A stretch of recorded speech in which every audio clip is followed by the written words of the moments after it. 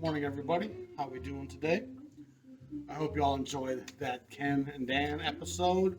Lo-Fi Dan with Hi-Fi Ken. Uh, Kind of a catchy little thing. Uh, it was a fun episode to make. I got another cool episode I'm kind of working on at the same time right now, but I want to throw this in. It was one of those little epiphanies you get at one point. Kind of like, that's a great little metaphor. And it's something I've tried to talk about a lot, I think, over the years on the channel, but it's kind of hard sometimes to express things you see or feel in words. Words are kind of a tough uh, medium to work in sometimes. They can fall short almost. And we're listening to a great old Savoy here. This is the New Orleans Nightingale, Laverne Smith. And people have reminded me lately to show the records a little bit longer, the poly sleeves. So there's the cover of that. Beautiful old black and white Savoy. I can't find information on who the band is on this, honestly. I'm enjoying the guitar player. It's not there. For a second, like, is that it? It's not. It's a DJ who's promoting this. But she has a couple other records. One on Cook, a 10-inch, which is out of Chicago, I'm pretty sure. But this is great old Savoy. Wonderful stuff. Gal can really sing the blues. And her version of Mobile on here is outstanding. There is no greater love, haunting, imagination, who I know from Little Jimmy Scott. Imagination. She kills that. This is Basin Street Blues. It's nice stuff. It's pretty stripped down. But to me, sometimes you get the best performances when something isn't too confined and refined by structure. And that's kind of the root of what I want to talk about today is structure, content, how you approach making a jazz record impacts a lot of what you can feel and hear from the results of that record.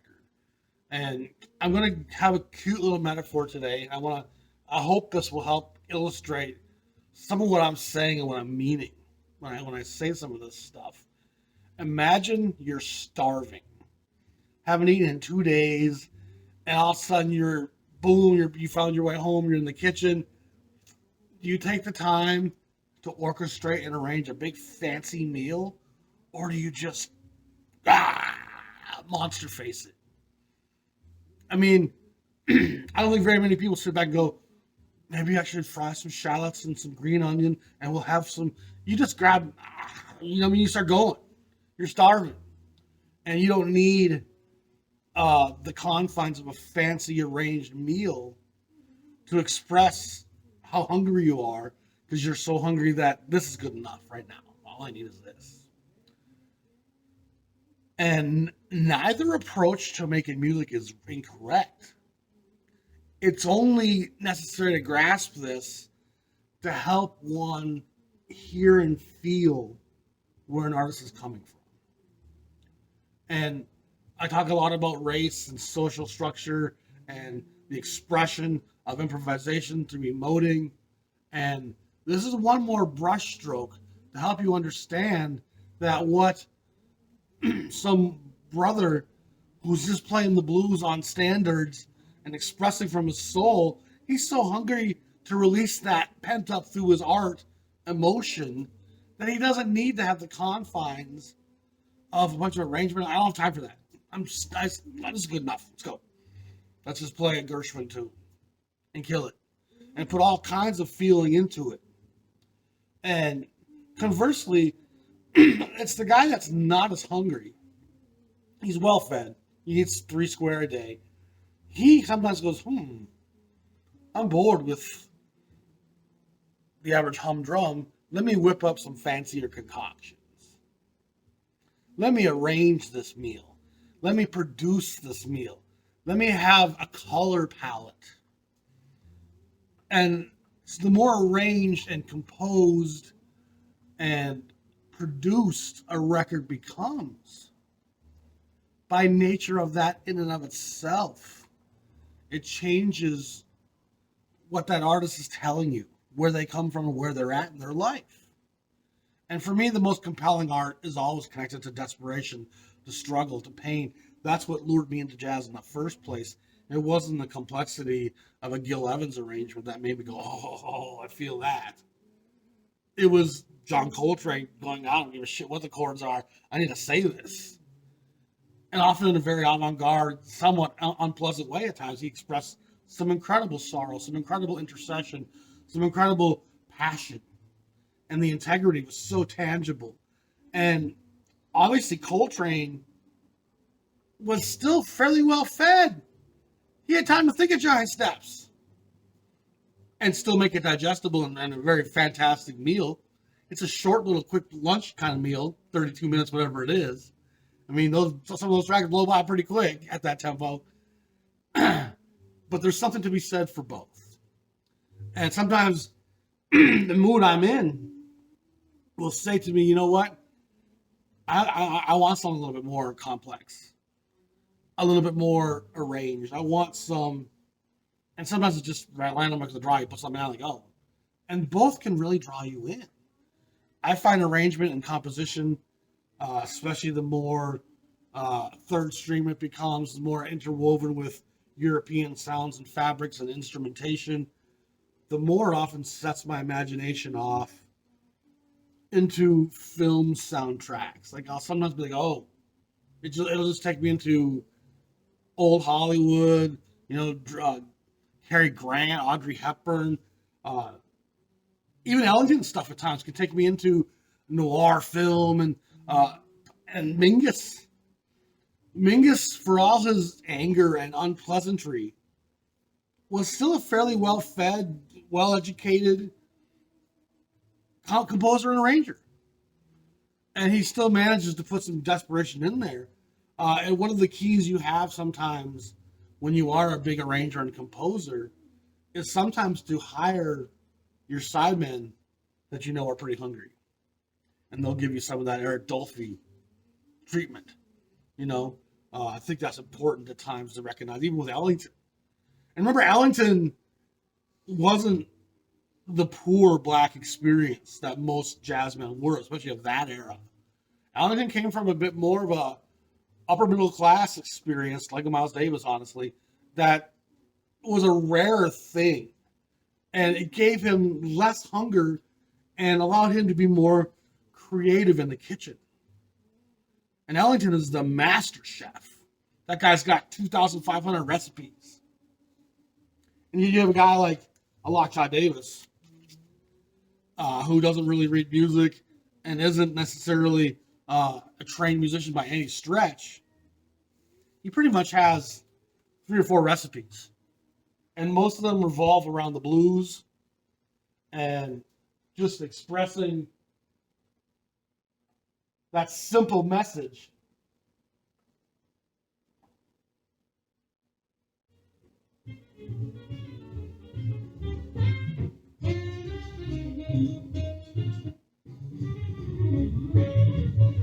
That's Griffin right there, no question. That's probably Locke. Locke and Griffin were 2 fairly different players, to be honest. Again, I don't want to be demonetized here, but the simplicity of the blues, the simplicity of some of the great hard bop even. Hard bop's a very loose form. I think people get tripped up in trying to define hard bop a little more than they need to. It takes some of what bebop invents, the tempos, the aggression, the abandoning of necessarily the standard melodic phrasing of a song and using harmonic alternatives. But hard bop is mostly about up-tempo aggression, expressing and emoting. And there's reasons why I've said it's really hard for a white jazz musician to play hard bop.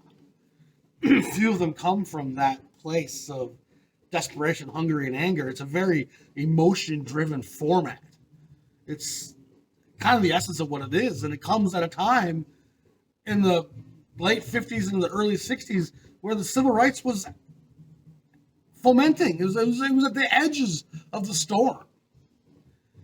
And so I think one of the things we can do here is when we put a record on, we can ask ourselves in this kind of simple way, how hungry were when they made this meal? and it'll give us another brushstroke, another way of gauging where that artist is coming from, what they have to say, and what they're trying to tell us. This is a fantastic record by the great Johnny Richards. I'll show you that again in a second. Johnny Richards was born in Mexico, moved to California at a fairly young age. He was pretty much raised in America. He ends up working with Stan Kenton as one of Kenton's many arrangers. He had a lot. Pete Rugolo, that must get my mind. There was like 4 at one time where he had these different guys on call working different arrangements and producing.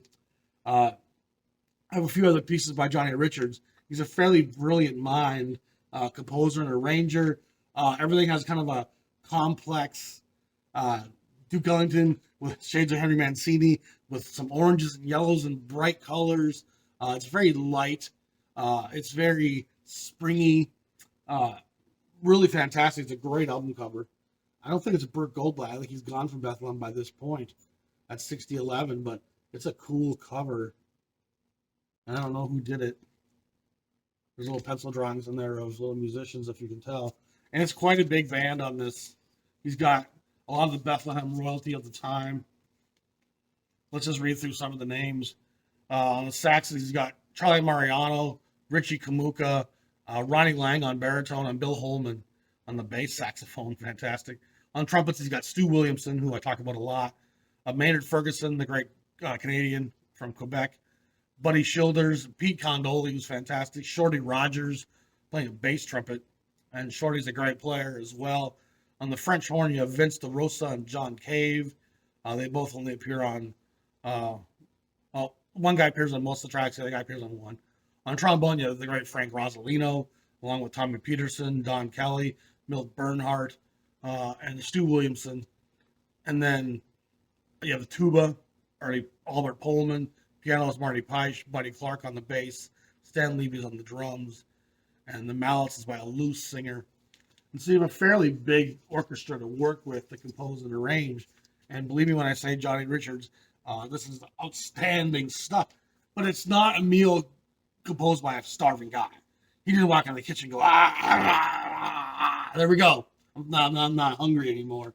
His appetite was less insatiable, and it allows him to create intricate little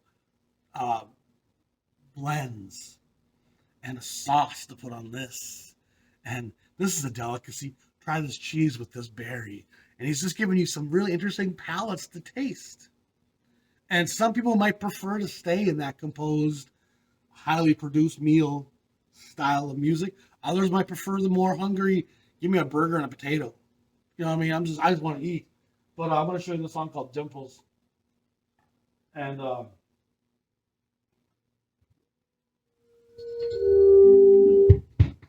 again, you're going to get Hollywood, French horns, little percussive things. It's almost got a cartoony feel. There's Mingus that has, yeah, this is cool stuff. Again, you get Ellington with Mancini, Hollywood. I'm gonna pull it out for a second. I don't want to get, like I said, demonetized on this. It goes into some kind of brighter on the show tune feel. Nice strutting, waltzing sound. The soft horns underneath, the soft brass.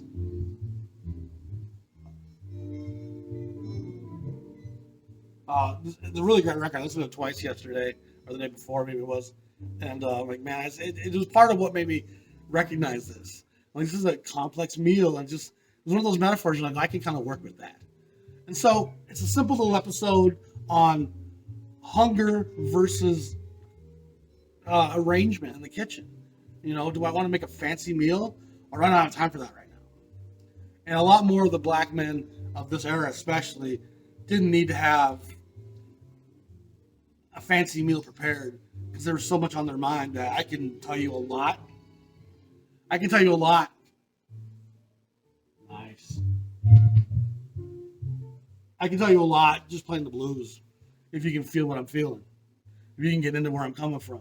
And some guys, like I said, if you don't have that emotional hunger, that desperation, the blues might get boring after a while because you don't have that outpouring that's just like, and so you need your ego wants to say, I can do beyond this. I can make a different meal. I got the time to put it together. Let me see what my ego, my mind, I'm not saying ego in a negative sense, just the ego itself. It comes into play when we allow it to have control of the vehicle. And so there's great arrangement and composition that are byproducts of the ego saying, let me put my mark on this. Let me create something that's unique, that's mine. But it becomes more calculated, more refined, and it strips away some of that desperation and speaks of the fact that you probably weren't that desperate when you first made this. And so it's fantastic stuff. Big swells and a lot of great dynamics. And it's by no means a swing record. It's a very modern record. It goes through a lot of different tempos and a lot of different timbres. It's something that I was really impressed by my listen the other day. I'd heard it once before. I bought it probably a few years back. But I heard it in a really nice light. It just really kind of came to life for me. I was like, man, this is a really, really fun record that people pass over. I see it in, Discog shops all the time for $10, $15. It's a great buy. You can find old Bethlehems of this for, like I said, decent price. And there's some great musicians on it. And it's a pretty nicely arranged meal. It'll satisfy your need for some lemon serang, bite, and it'll give you some savory down here, and give you a little spice over here. It's got the elements to make your taste buds come to life. But again, we're sitting in a fairly posh environment, darling. I think I could put my monocle on in here. What do you think? And that's great. It's by no means denigration to say it comes from that place. Not everybody's starving. Thank goodness. Thank goodness we have time to make a fancy meal. Some of the time, at least. But sometimes, for myself, emotionally, I just want that raw connection of this guy's starving. And when you are hungry, you don't have a problem with the blues being boring. It gives you plenty of opportunity to say everything you need to say. So I'm going to leave that today where it's at. Just a little fun thing to think about and to contemplate. I'm working on a little thing on Sonny Stitt. I'll have something up for you on that soon. I'm trying to do a little bit of more in-depth episodes once in a while, and then do some shorter kind of fun ones like this. So I'm also trying to work on some new t-shirts. I'm struggling kind of getting the artwork to look how I want it, to show up properly on the t-shirts anyway. But all that stuff's kind of, like I said, not first nature to me, working with electronic keyboards and programs. And I figure stuff out, but then I'm like, why is this not doing what it's supposed to do? You know what I mean? I transform my pictures into JPEGs or PNGs, whatever it is, and they still don't want to blow up on the t-shirt properly. So anyway, appreciate you all. Check out Patreon, support the channel if you want to help out. It's always appreciated. Helps me keep this channel going and gives me the time to keep doing deeper and deeper episodes on the rich layers and textures that is the jazz kingdom and the jazz canon of the first 50 years of this music. And I get once in a while people say, why don't you cover the later stuff? I don't have a lot of it. I'm not as much into it. I think there's some great stuff there. It almost all comes from a kitchen with fancy recipes. There's not a lot of hungry, desperate blues in the jazz I hear today whatsoever. But on top of that, there's a lot of people out there talking about that stuff. And so I don't think I need to be in that fray. Let everyone else cover the last 40 years of jazz, and I'll be the guy you go to for stuff from the 30s, 40s, 50s, and 60s, and even the 30s. I talk about it and I reference it, and I talk about the players from that era a lot. But you certainly ain't gonna build an audience talking about 30s jazz with today's YouTube generation. It's tough enough talking 50s and 60s jazz with people, and you get before 55, people are like, who? And so it's a slow process. But anyway, I appreciate y'all. Be safe. Talk to you soon. Peace.